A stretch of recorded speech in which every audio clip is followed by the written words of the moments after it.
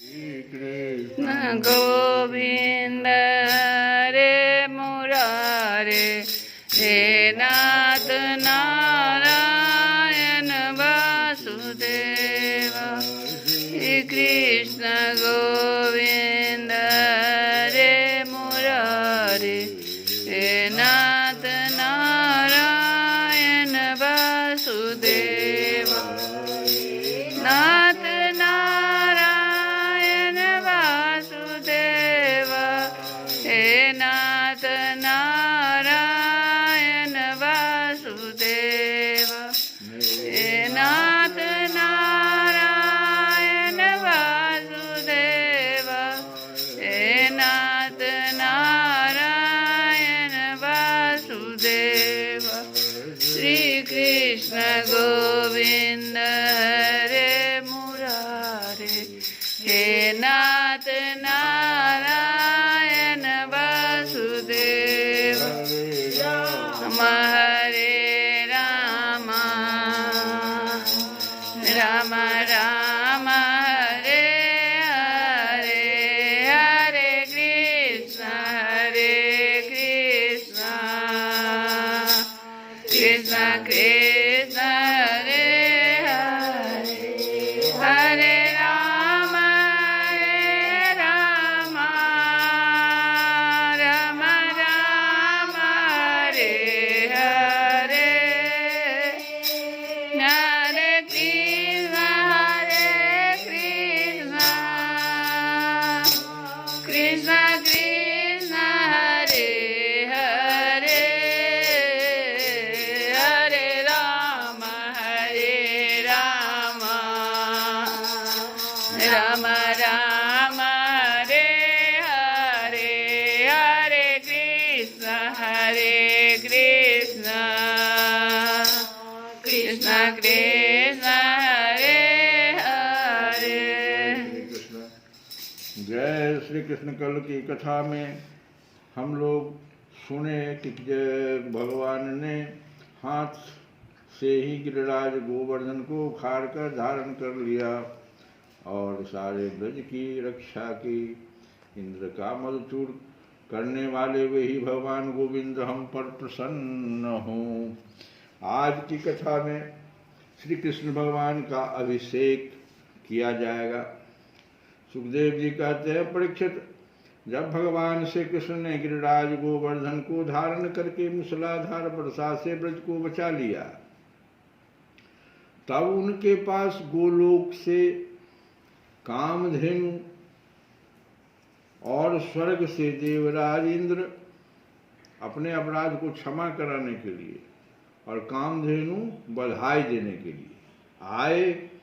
भगवान का तिरस्कार करने के कारण इंद्र बहुत ही लज्जित थे, इसलिए उन्होंने एकांत स्थान में भगवान के पास जाकर अपने सूर्य के समान तेजस्वी मुकुट से उनके चरणों का स्पर्श किया। परम तेजस्वी भगवान श्री कृष्ण का प्रभाव देख सुनकर इंद्र का यह घमंड जाता रहा कि मैं ही तीनों लोकों का स्वामी हूँ। अब उन्होंने हाथ जोड़कर उनकी स्तुति की। कैसे भगवान की स्तुति इंद्र कर रहे हैं, यह सुनिए कि इंद्र ने कहा कि भगवान, आपका स्वरूप परम शांत ज्ञानमय रजोगुण तथा तमोगुण से रहित एवं विशुद्ध अप्राकृत सत्वमय है।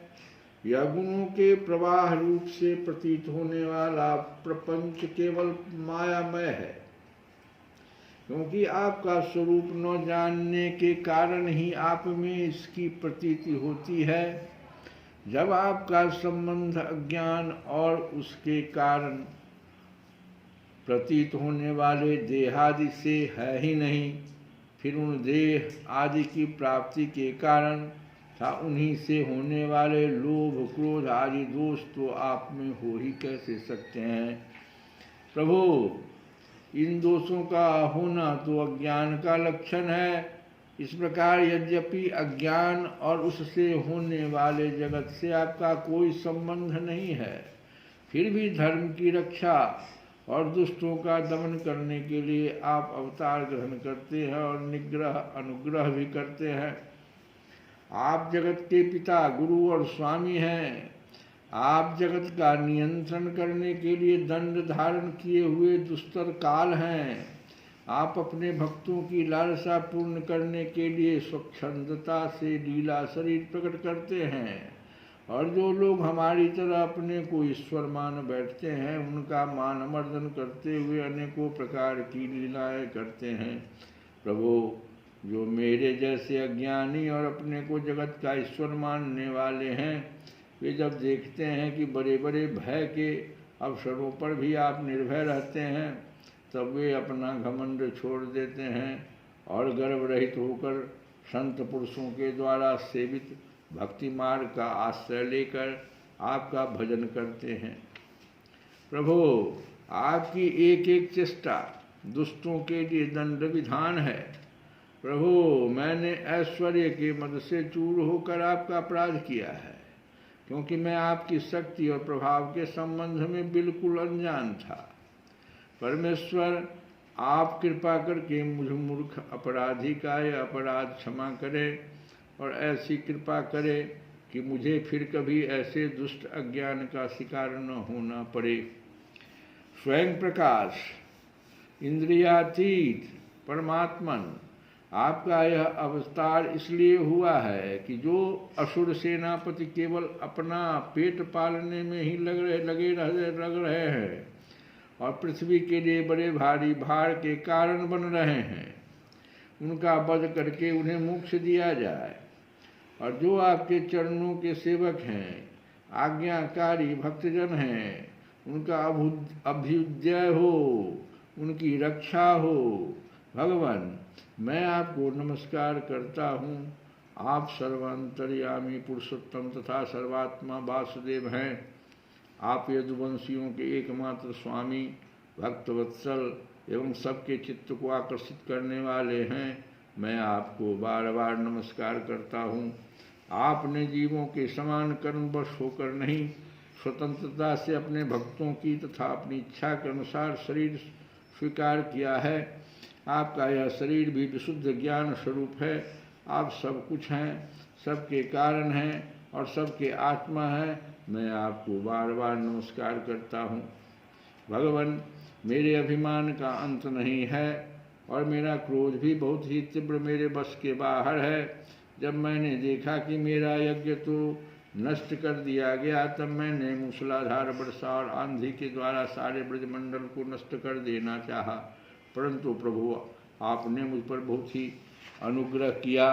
मेरी चेष्टा व्यर्थ होने से मेरे घमंड की जड़ उखड़ गई।